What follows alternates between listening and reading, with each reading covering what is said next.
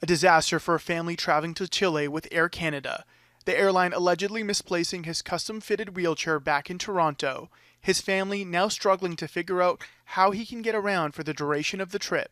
It's not an accessory. It's not a piece of sporting equipment. It's not a bag. I mean, is this something that he needs in order to be mobile? I mean, it's basically like an extension of him.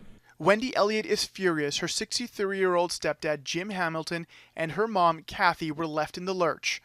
Jim needs a wheelchair for mobility, having suffered a stroke 2 years ago, leaving his right side immobilized. His custom-built wheelchair is made specifically for his body, and now he's using a broken-down loaner with the parts falling off. He has to have a wheelchair, and he has to have his wheelchair. It's custom made. He's 6'2", 250 pounds. You can't stick him in some little transport chair. The family did their due diligence before traveling, working with a travel agent specializing in dealing with those with accessibility needs, and even contacting Air Canada to confirm the wheelchair would be delivered. And while they checked in right before getting onto the plane, it still went missing. But I never once worried that the wheelchair that I left at the gate of the airplane, the very door of the airplane, would not show up. I never worried about that. Elliott now concerned with the shoddy wheelchair they were given. What could go wrong?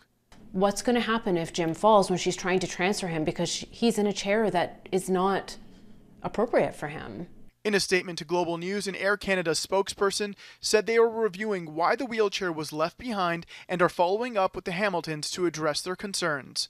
And while the family was given $300 of credit right away, Elliott says Air Canada didn't offer to do more until media got involved.